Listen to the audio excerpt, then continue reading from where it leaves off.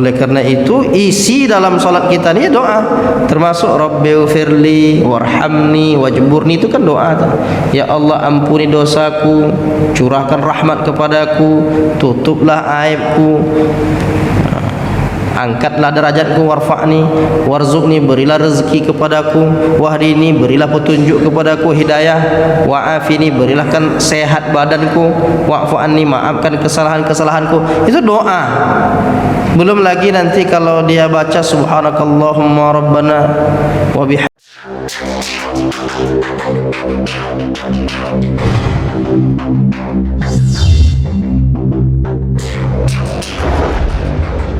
Waktu Nabi ingin berpendapat, waktu Nabi berpendapat bahwa kita cukupkan aja perang ini, kemudian tahanan-tahanan ini, tawanan perang ini, udah kita tahan saja. Sementara kata Allah tidak pantas. Kata Umar bin Khattab, apakah kita cepat-cepat memutuskan begini ya Rasulullah? Kita kan belum selesai peperangan ini, musuh masih banyak, kok dapat tawanan langsung mundur? Lalu apa kata Allah Ta'ala memuji usulan Umar bin Khattab itu? Apa kata Allah? Maka li nabiyyin ayyakuna lahu asra hatta yuthkhina fil ardi turiduna aradad dunya wallahu yuridul akhirah wallahu azizun hakim. Tidak patut bagi seorang nabi mempunyai tawanan sebelum ia dapat melumpuhkan musuhnya di muka bumi. Jangan cepat-cepat dapat tawanan langsung berhenti perang. Musuh masih bergerilya, masih banyak kaum muslimin. Perang, selesaikan peperangan dulu. Usulan Umar begitu. Ya Rasulullah, kok cepat-cepat? Ya Allah, ini masih banyak musuh. Nabi sebetulnya sudah punya sikap, kita selesai. Tapi turun ayat ini, tak patut bagi seorang Nabi. Lalu berbedakah Umar dengan Nabi? Iya, beda pendapat. Tapi justru pendapat Umar yang diterima oleh Allah Ta'ala. Dan Nabi tak mencak-mencak, harus ikut pendapat saya. Itu menunjukkan bahwa perbedaan pendapat sudah ada sejak zaman Rasulullah. Itu hadis yang surah Al-Anfal ayat 67. Ini terkait tentang dalil yang ketiga. Ada lagi kisah tentang salat asar di perkampungan Bani Quraizah. Nabi berpesan, pulang dari perang Ahzab, Nabi pesan kepada sahabat yang mau berangkat di perkampungan Bani Quraizah. Apa kata Nabi? La yusalliyanna ahadun al-asra illa fi Bani Quraizah. Jangan seorang pun di antara kalian salat asar kecuali di perkampungan Bani Quraizah. Tapi dalam perjalanan tu sebahagian mereka solat karena dah masuk waktu asar. Sebahagian lagi menunggu sampai di perkampungan Bani Quraizah.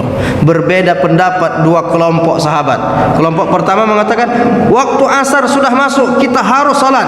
Karena kata Nabi, solat pada waktunya, solat di awal waktu, maka kita harus solat. Kata sahabat satu kelompok lagi, tidak ingatkah tadi Nabi berpesan, janganlah seorang pun di antara kalian solat asar kecuali di perkampungan Bani Quraizah. Kita belum sampai. Berbeda lagi sahabat nih pendapatnya. Apakah Nabi mencela yang pertama atau yang kedua? Ketika disampaikan peristiwa itu kepada Nabi, falam yu'annif wahidan minhum. Yang ujung hadis itu, peristiwa itu diceritakan kepada Nabi, Nabi tidak menyalahkan seorang pun dari mereka, baik yang solatnya di awal waktu tadi maupun yang harus sampai dulu baru solat asarnya. Kedua-duanya dibenarkan Nabi. Biasa berbeda pendapat. Jadi ini jawaban dari pertanyaan apakah di masa Nabi itu sudah ada perbedaan pendapat. Jawabannya sudah. Mana buktinya? Itulah beberapa dalil yang kita bahas pada malam hari ini. Sekarang kita masuk bab 2. Cepat-cepat aja kita ini. Pokoknya poin bab pertama selesai. Judulnya tadi, adakah perbedaan pendapat di masa Nabi? Ada. Sekarang bab 2, fikih solat. Fikih solat ni berbicara kita tentang apa arti solat, bagaimana keutamaan solat, berapa jumlah solat fardu itu, kapan saja dilaksanakan solat, kapan waktu terlarang untuk dilaksanakan solat, syarat wajib solat, siapa-siapa saja yang wajib, apakah dia balik atau orang Islam atau dia berakal dan lain sebagainya, syarat sah solat, apakah dia maksudnya bisa jadi di situ salah satunya menghadap kiblat, menutup aurat, kemudian lagi nanti juga suci dari hadas kecil dan besar, bersih dari najis, pakaian, tempat, dan lain sebagainya dan lain-lainnya. Nah, itu bahagian dari syarat sah solat. Ada lagi rukun solat. Rukun solat ini pun ternyata ulama enggak sepakat. Kalau mazhab Hanafi nanti rukun solat itu cuma 6, tapi dalam mazhab Syafi'i 13, mazhab Hambali juga 13, mazhab Maliki 14, mazhab Hanafi yang paling sedikit. Nah, mengapa berbeda? Itu ada alasan-alasannya. Nanti akan sampai kita pada pembahasan mengapa sampai ada perbedaan. Dan kalau kita lihat, jangankan sampai 4 mazhab, satu mazhab saja, misalnya dalam mazhab Syafi'i, antar ulama mazhab Syafi'i itu pun sebetulnya tidak sepakat apakah rukun itu 13 atau 16 atau 18. Kalau dalam kitab terkecil ringan Al-Ghayah wa Taqrib Matan Abi Syuja' 18 rukun salat itu. Nah, jadi ini perlu kita dudukkan mengapa bisa seperti itu. Nah, di sinilah akan kita temukan jawabannya nanti ketika membahas tentang fikih salat. Terus masuk lagi hal-hal yang membatalkan solat. Apa yang menyebabkan solat batal? Apakah keluar angin dari dubur, kemudian buang angin seperti itu, kemudian ada istilahnya apakah karena dia apalagi misalnya, banyaklah sebab-sebabnya yang membatalkan solat itu tidak melakukan salah satu rukun, meninggalkan salah satu rukun dan lain sebagainya. Nanti akan kita kaji dalam pembahasan hal-hal yang membatalkan solat. Sekarang kita masuk ke makna solat. Solat itu secara bahasa artinya doa. Oleh karena itu isi dalam solat kita ni doa, termasuk Rabbighfirli warhamni wajburni, itu kan doa. Ya Allah, ampuni dosaku, curahkan rahmat kepadaku, tutuplah aibku, angkatlah derajatku, warfa'ni warzuqni, berilah rezeki kepadaku, wahdini, berilah petunjuk kepadaku, hidayah, wa'afini, berilah kan sehat badanku, wa'fu anni, maafkan kesalahan-kesalahanku. Itu doa.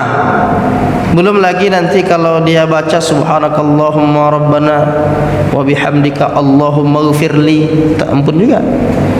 Ada lagi bacaan-bacaan yang bersifat doa itu, termasuk surah Al-Fatihah itu juga bahagian dari doa. Ketika kita baca ihdinas siratal mustaqim, itu doa juga. Maka secara keseluruhan makna bahasanya bahwa salat itu doa. Tapi kalau kita merujuk kepada makna istilah, itu dah populer. Ucapan perbuatan yang diawali dari takbir ditutup dengan salam. Nah, itu definisi umum.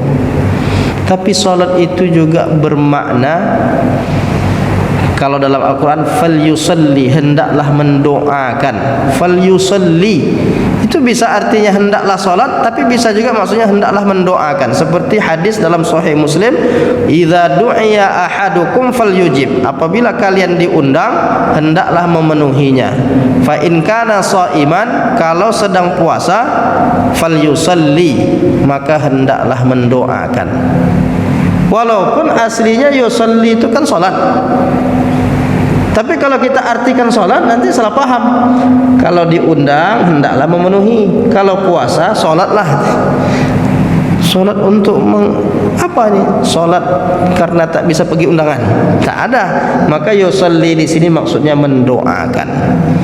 Nah, jadi selain dia bermakna solat, juga solat itu juga memang bermakna mendoakan. Boleh tak kita hadir undangan sedang puasa?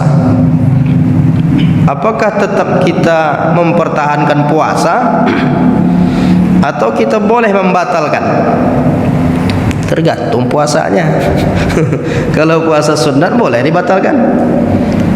Kata Nabi, aminu nafsihi, ibadah sunat itu hak orang yang mengerjakannya, sedangkan ibadah wajib hak Allah yang tak boleh diputuskan.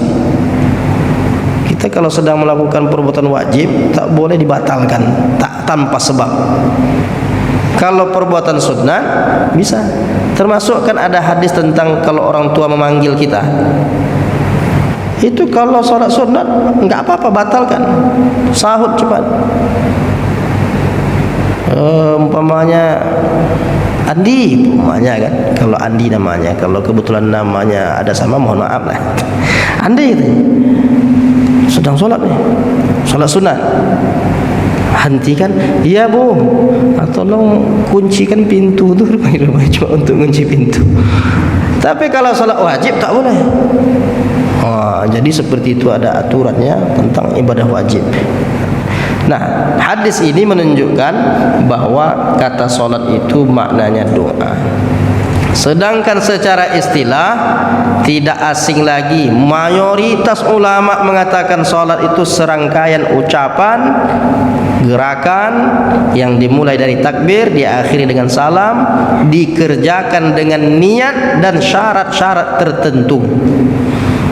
Itu mayoritas ulama. Tapi ulama mazhab Hanafi simple. Kata ulama mazhab Hanafi, salat itu sebuah nama untuk serangkaian perbuatan yang di dalamnya terdapat berdiri, ruku dan sujud. Jadi istilahnya beda.